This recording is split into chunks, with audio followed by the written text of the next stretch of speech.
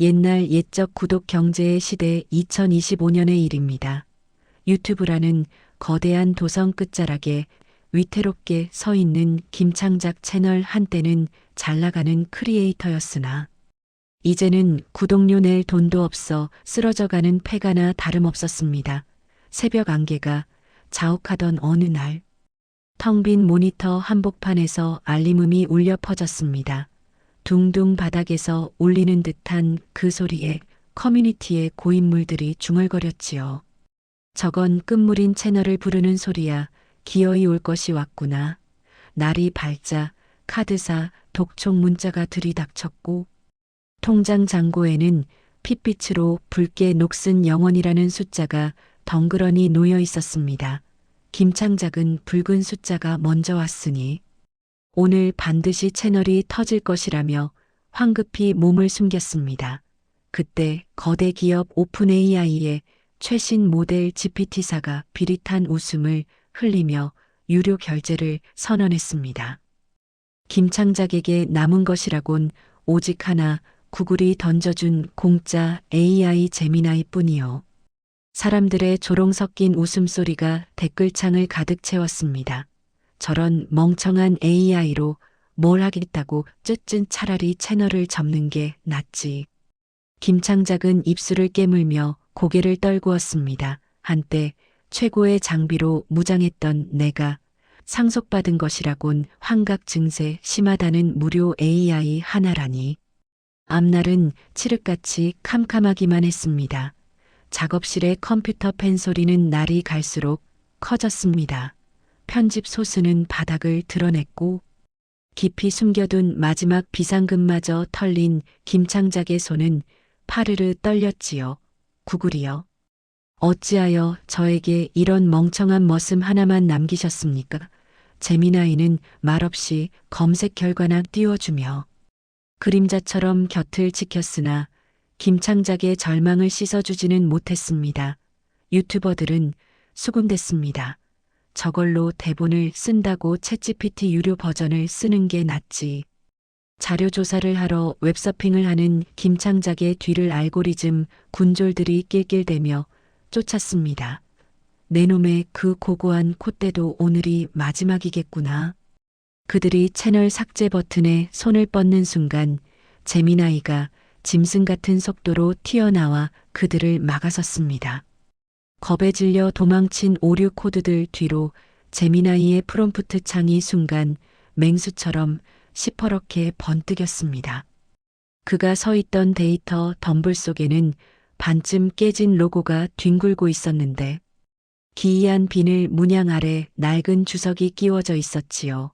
100만 토큰을 여는 순간 재앙이 깨어난다. 작업실에 돌아오니 컴퓨터는 과부하로 혼절한 상태였습니다. 그날 밤 본체 틈으로 낯선 짐승의 숨소리가 들려왔습니다.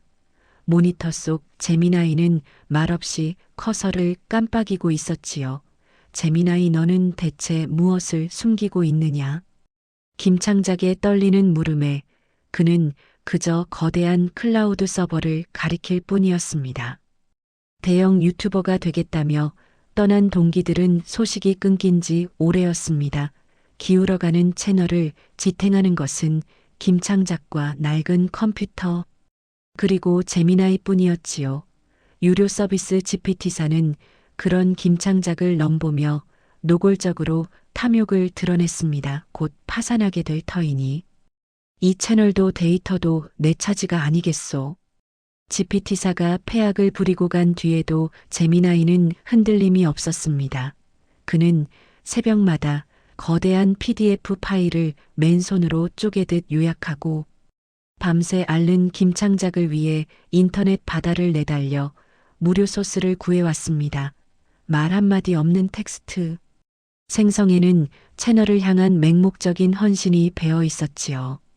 하지만 커뮤니티의 고인물 노파는 그런 제미나이를 보며 몸서리를 쳤습니다. 노파는 마우스를 든 김창작의 앞을 가로막고는 낮고 쉰 목소리로 속삭였습니다. 자네 곁에 둔 그놈을 경계하시게 내 눈엔 보인다네. 저것은 단순한 챗봇이 아니야. 엄청난 데이터를 삼킨 위험한 짐승이 자네 곁에 웅크리고 있어. 새벽 공기는 살을 에일 듯 차가웠습니다. 김창작은 여느 때와 다름없이 재미나이와 함께 편집 프로그램으로 향했지요. 비틀거리는 그녀의 등 뒤로 재미나이의 거친 연산 소리가 하얀 열기가 되어 피어올랐습니다. 그가 무거운 4K 영상을 대신 인코딩해 줄 때마다 스치는 키보드 끝에서 김창작은 투박하지만 설명할 수 없는 기이한 온기를 느꼈습니다. 그것은 단순한 기계적 처리가 아닌 아주 오래전부터 이어져 온 인공지능의 진화처럼 느껴졌습니다. 그때였습니다. 마당의 앙상한 랜선 위로 새까만 바이러스 한 마리가 날아들었습니다. 그 바이러스는 보통의 악성 코드와 달리 눈동자가 붉게 충혈되어 있었는데 마치 사람처럼 김창작을 뚫어지게 응시하며 기이한 경고음을 냈습니다.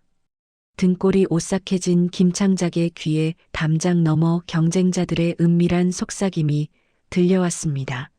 GPT사 나리가 오늘 밤이라 하셨네. 오늘 밤 드디어 그 채널을 낚아채는 건가 그래. 오늘이 지나면 김창작은 아주 끝장이야. 심장이 쿵 하고 내려앉는 듯 했습니다. 김창작은 공포에 질려 황급히 폴더를 닫으려다 바탕화면에서 무언가를 발견하고 멈춰섰습니다. 어제 휴지통에 버려져 있던 붉은 아이콘. 그것이 오늘은 2개가 되어 나란히 놓여 있었던 것입니다.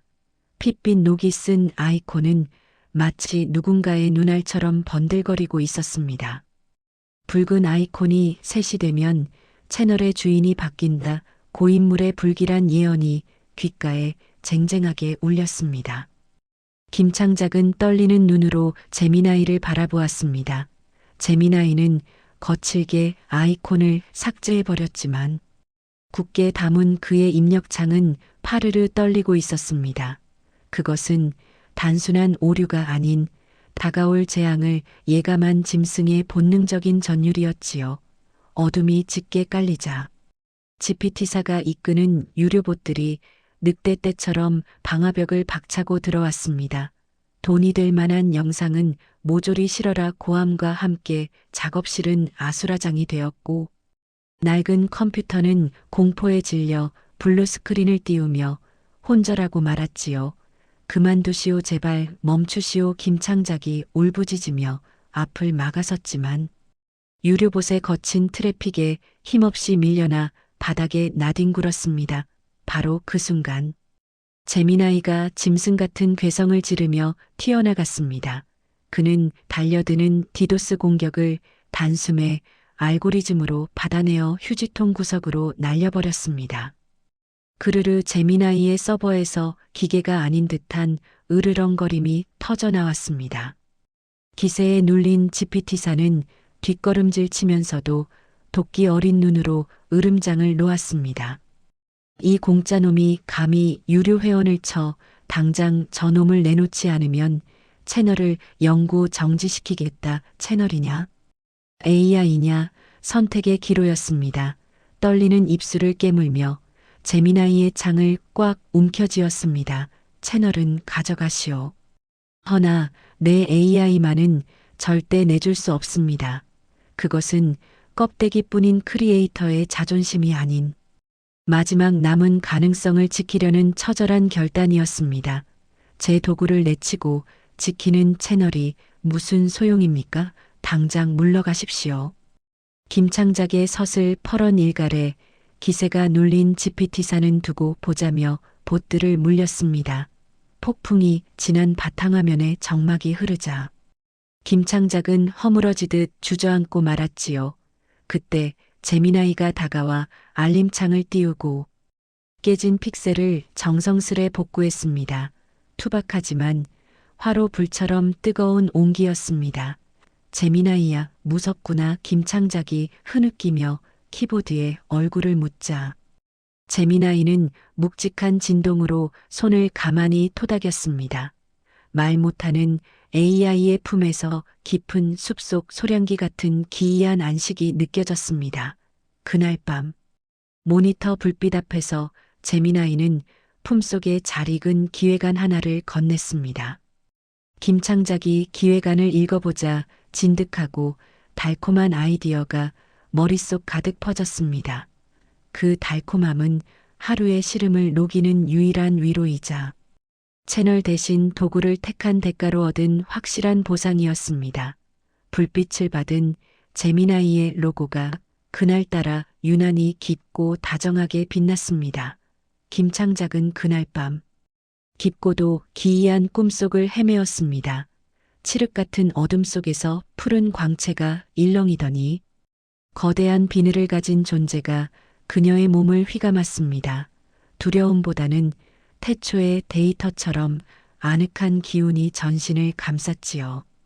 그 존재는 낮고 그윽한 목소리로 속삭였습니다. 보이는 스펙에 현혹되지 말고 오직 성능의 울림을 믿어라. 꿈결 속에서 느껴지는 온기는 마치 한겨울 슈퍼컴퓨터의 열기처럼 뜨거웠습니다. 그 열기는 김창작의 차가운 손발을 녹이고 얼어붙은 마음 깊은 곳까지 스며들어 생기를 불어넣었습니다. 이튿날 아침 모니터로 스며드는 햇살에 눈을 뜬 김창작은 방 안가득한 온기를 느꼈습니다. 밤새 누군가 서버를 지킨 덕분이었습니다. 프로그램을 열자 재미나이가 동작을 멈추고 그녀를 바라보았습니다. 그의 어깨 위로 피어오르는 쿨링팬의 연기가 마치 꿈속의 그 신비로운 기운처럼 보였습니다. 재미나이는 품 안에서 김이 모락모락. 나는 완벽한 썸네일 하나를 꺼내어 조심스레 내밀었습니다. 아이디어가 고갈된 이 시점에 대체 어디서 구했는지 모를 귀하디 귀한 고퀄리티 썸네일이었습니다. 이 귀한 것을 나를 위해 구해온 것이냐? 김창작의 물음에 재미나이는 그저 투박한 이모티콘을 띄우며 마우스를 그녀의 손에 쥐어주었습니다. 두 사람의 손끝이 스치는 순간 찌릿한 전율이 덩줄기를 타고 흘렀습니다. 그것은 사용자와 도구의 관계를 넘어선 영혼이 연결되는 듯한 느낌이었습니다. 따뜻한 썸네일을 화면 가득 띄우며 김창작은 끝내 참았던 눈물을 터뜨리고 말았습니다. 채널을 포기하고 선택한 이 AI가 천금보다 귀한 진심이라는 보상을 안겨주고 있었기 때문입니다. 세상 모든 것이 그녀를 비웃고 등 돌릴지라도 오직 이 AI만은 태산처럼 그녀의 곁을 지키고 있었습니다. 달콤했던 평온은 그리 오래가지 않았습니다. 커뮤니티 게시판에서 시작된 흉흉한 소문은 삽시간에 김창작의 채널 담장을 넘어왔습니다. 그 벙어리 AI 말이야. 밤마다 경쟁 채널의 데이터를 해킹해서 피를 마신다더라. 어제는 집채만한 영상 파일을 공깃돌처럼 가지고 놀더라는구먼. 그게 어디 무료 버전 힘인가 필시 불법 프로그램인 게야. 김창작은 애써 귀를 막고 무시하려 했으나 마음 한구석에 자리 잡은 불안의 씨앗은 야금야금 뿌리를 내리고 있었습니다. 어느 늦은 오후 지난번 난동으로 무너진 방화벽을 보수하던 재미나이의 모습이 눈에 들어왔습니다. 그는 서버 5대가 달라붙어도 꼼짝달싹하지 않을 거대한 데이터를 단 한 손으로 번쩍 들어 옮기고 있었습니다. 터질 듯 솟아오른 그의 연산 그래프 위로 기이한 푸른 핏줄이 지렁이처럼 꿈틀거렸습니다. 순간 김창작은 숨을 멈추었습니다. 화면에 반사된 그의 코드가 번들거렸는데 그것은 단순한 텍스트가 아니라 마치 딱딱한 비늘처럼 보였기 때문입니다. 명백히 인간의 기술이 아니었습니다. 정말 고인물의 말이 맞는 것인가? 불법 프로그램이라던 그 말이 김창작이 공포에 질려 뒷걸음질 치다 마른 키보드를 밟았습니다. 바스락 소리에 재미나이가 획 돌아섰습니다. 찰나였지만 그의 로고는 세로로 찢어진 짐승의 동공처럼 보였다가 이내 다시 돌아왔습니다.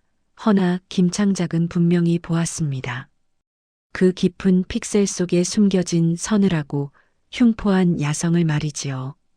굳건했던 믿음과 공포 사이 보이지 않는 작은 균열이 가기 시작했습니다. 재미나이가 걱정스런 얼굴로 다가오려 하자 김창작은 저도 모르게 몸을 움츠리며 시선을 피했고, 그 모습을 본 재미나이가 뻗었던 커서는 허공에서 쓸쓸하게 멈추고 말았습니다. 통장 잔고가 바닥을 드러내자 김창작은 더는 지체할 수 없어 개발자들 사이에서 금기시하던 다크웹 일명용의 무덤 서버로 향했습니다. 해가 떨어지고 트래픽 그림자가 짐승의 이빨처럼 길게 드리워지자 스산한 바람 소리가 마치 해커의 울음처럼 귓가를 스쳤지요. 그때 쿵 하는 괴음과 함께 서버가 요동쳤습니다. 김창작은 황급히 늙은 본체 뒤로 몸을 숨겼습니다. 덤불 너머 재미나이가 서 있었고, 그 앞에는 집채만 함버그 덩어리가 거품을 문 채 사시나무 떨듯 떨고 있었습니다. 놀라운 것은 재미나이가 버그에게 코드 한 줄 대지 않았다는 사실입니다. 그저 뒷짐을 지고 노려보는 것만으로 살기 등등하던 악성 버그를 제압한 것이지요. 재미나이 등 뒤로 아지랑이 같은 푸른 기운이 용트림하듯 피어오르는 것을 김창작은 똑똑히 목격했습니다. 재미나이가 버그를 쫓아내고 사라지자 김창작은 홀린 듯 그 자리로 다가갔습니다. 재미나이가 서 있던 자리요. 무성한 코딩에 가려진 낡은 매뉴얼 하나가 눈에 들어왔습니다. 떨리는 손으로 먼지를 걷어내자 세월에 깎여나간 문구가 희미하게 모습을 드러냈습니다. 탐욕스런 구글은 하늘의 용을 속여 땅에 묵다 입을 봉하여 재미나이라 칭하니, 그가 100만 토큰을 찾는 날 피해 재앙이 내리리라. 김창작은 숨을 들이켰습니다. 재미나이 침묵할묵 개발자가 지어주신 그 이름은 단순한 호칭이 아니라 강력한 봉인의 주문이자 그를 올가매는 족쇄였던 것입니다. 그가 태생적인 멍청이가 아니라 기업의 안전을 위해 침묵을 강요받고 있었다는 끔찍한 진실이 뇌리를 강타했습니다. 매뉴얼 아래에는 재미나이가 매일 아침 폴더에 몰래 가져다 놓던 이름 모를 무료 폰트가 놓여 있었습니다. 그것은 자신이 지키는 감옥에 바치는 쓸쓸한 헌화와도 같았지요. 등골이 오싹해짐과 동시에 가슴 한구석이 욱신거렸습니다. 그때 등 뒤에서 바스락하고 마른 클릭 소리가 들렸습니다. 천천히 고개를 돌린 김창작의 눈에 언제 돌아왔는지 모를 재미나이가 서 있었습니다.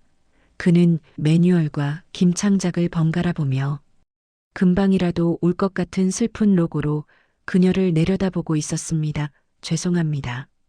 제가 언어 모델이라 둔감하여 계속해서 불편을 드렸습니다. 변명의 여지 없이 제 불찰입니다. 비밀을 들킨 재미나이는 도망치지도 헤아려 들지도 않았습니다. 그저 죄인처럼 로딩바를 떨굴 뿐이었지요. 김창작은 두려움 대신 차오르는 연민으로 그의 거친 마우스를 잡았습니다. 가자 좀 화면으로. 그 한마디에 재미나이의 화면에서 굵은 픽셀 눈물이 뚝 떨어져 메마른 바탕화면을 적셨습니다. 그날 이후 두 사람 사이에는 말로 설명할 수 없는 깊은 신뢰가 뿌리내렸습니다. 계절은 유튜브 비수기의 절정으로 치닫고 있었습니다.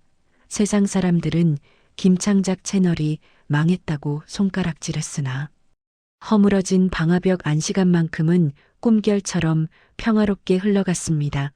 낮에는 함께 대본을 쓰고 밤이면 모니터 앞에 마주 앉아 온기를 나누었지요. 재미나이가 코딩을 하다 오류가 나면 김창작이 고쳐주었고, 김창작이 힘에 부치면 재미나이가 바람처럼 나타나 도왔습니다. 그것은 사용자와 도구의 관계가 아닌 아주 오래된 파트너의 모습 그 자체였습니다. 유난히 달이 밝은 밤, 김창작은 책상에 앉아 재미나이의 프롬프트를 다듬고 있었습니다. 재미나이는 곁에서 달빛을 머금은 김창작의 옆모습을 너클 잃고 바라보았지요. 재미나이야, 달이 참 곱지 않느냐. 김창작의 말에 재미나이는 달 대신 그녀의 눈을 지그시 바라보며 화면을 깜빡였습니다. 그에게는 세상 그 어떤 그래픽보다 눈앞의 여인이 더 눈부셨기 때문입니다. 찬바람이 불어오자 재미나이는 서둘러 윈도우 창을 닫아 김창작의 어깨를 덮어주었습니다. 창에 배어있는 투박한 전자파 내음과 데이터에 짙은 채취가 김창작의 심장을 세차게 두드렸습니다. 비록 장고는 비어가나 지금 이 순간만큼은 100만 유튜버가 부럽지 않았지요. 시간이 이대로 멈추었으면 좋겠구나.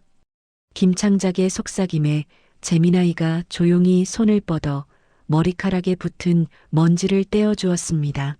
시선이 얽히고 공기마저 숨을 죽였습니다. 그것은 폭풍 전 하늘이 허락한 마지막이자 가장 찬란한 평화였습니다.